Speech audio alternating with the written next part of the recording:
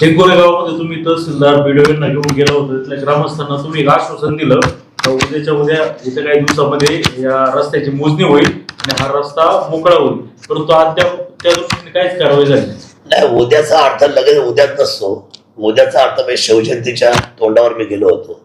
शिवजयंतीचा सगळा लोड पंचायत समिती, तुम्हाला माहिती आहे की सगळे एक भाग पंचायत समिती, एक नगरपालिका, एक महसूल, मग फॉरेस्ट, सगळी लोक त्यावेळेला लाईनीमध्ये 15 दिवस या शिवजयंतीच्या पाठीमागे होते. कारण शिवजयंती आपला उत्सव आहे. ती घटना घडली, ते शिवजयंती तोंडावर घडली.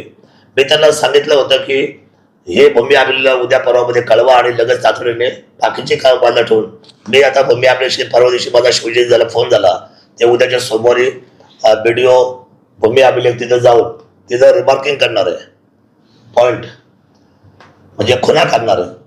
रस्ता मोकळा होतोय. रस्ता मोकळा करून आपण अतिक्रमण सुद्धा काढणार आहोत. जे अतिक्रमण आहे मग ते कुणाचे असू द्या, जे विथ म्हणजे रुंदी जे ठरली त्याप्रमाणे आपण कामकाज चालू करतोय. माझी विनंती आहे सर्वच राजकीय मंडळींना, ही बिचारी साधी भोळी भाबडी जनता आहे, त्यांना तुम्ही कारण नसताना उगाचच आपलं तुमचे वेगवेगळे मतं मांडून त्यांना कुठल्याही गोष्टीला असं एखादा कायदा हातात घ्यायला भाग पडू नका. कायदा जर हातात घेतला तर पिंपरी पेंढरचा किस्सा ताजा आहे.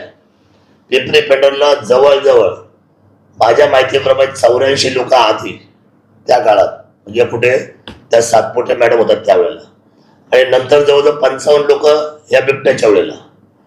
अशा लोकांचे आजही पायपीट चालू आहे कोर्टामध्ये. इथं हातावपोट असलेली मंडळी माझी साधी भोळी आहेत, त्यांना आपण शब्द दिलाय प्रशासनाच्या वतीने. मी आमदार आहे स्वतः विद्यमान.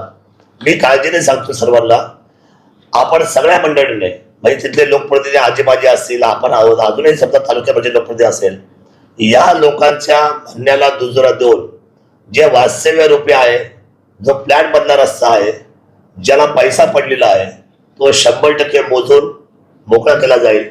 आणि जे काय अतिक्रमण आहे ते बाजूला काढून, ओढ्याचं सुद्धा नैसर्गिक ओढं सुद्धा अतिक्रमण आहे ते सुद्धा बाजूला काढून, उद्याच्या खुणा झाल्यानंतर, उद्याचं मोजमाप झाल्यानंतर आपण 100% तो रस्ता आता चांगल्या पद्धतीने करून घेतोय.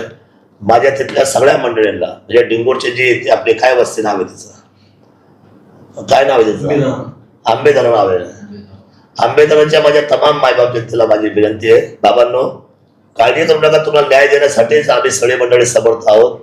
100% उद्या लोक काय येतील, काही प्रशासकीय परवा येतील आणि हे सगळ्या गोष्टी मार्गस्थ करतील. परंतु कुठलाही कायदा कुणाच्या तरी सांगणं हातात घेऊ नका, जेणेकरून मी नेहमी सांगत असतो, बैलगाडा घाटामध्ये बैलगाडा झुपायला 100 लोक असतात झुपण्यासाठी, पण तो सोडलेला बैलगाडा धरायला वरती 2 माणसं पण नसतात. तुम्हाला झुपणारे खूप येतील, मला वाचवायला एक नाही यायचं. माझी एवढीच विनंती आहे, काही अडचण नाही. कोणी तुम्हाला काही जरी सांगितलं तर तुम्ही त्याच्या मनावर घेऊ नका. आपण विश्वास ठेवा आमच्यावर. मला कळकळ आहे सर्वसामान्य मायबाप जनतेची. मी त्या कळकळीपोटी जो प्रशासनाचा अधिकार आहे तो वापरून 100% तुम्हाला न्याय देईल एवढा विश्वास डिंगोरकरांना व्यक्त करतो. भूमी अभिलेख विभागाने त्या रस्त्याची मोजणी करायची असेल तर आजूबाजूचे गट पण मोजावे लागतील, त्यासाठी कितीतरी लाख रुपयाची मागणी केली अशी माहिती समजते. बघा, आमचं काम आहे रस्त्यापुरतं मोजणी करणं. ज्या ज्या लोकांना असं वाटतं माझं क्षेत्र जात आहे त्यांनी आपले पैसे भरून मोजणी करून घ्यावी. सोपं काम आहे ना. समजा मग कुणाला वाटलं की बाबा हा माझा गट आहे, माझा अधिकार आहे, मला असं वाटतंय, त्यांनी मोजणीचे पैसे भरावे. रस्त्यासाठी जे काय डिमार्केशन केलेलं आहे त्या डिमार्केशनची हद्द ठरवायचा सर्वस्वी अधिकार हा प्रशासनाला आहे.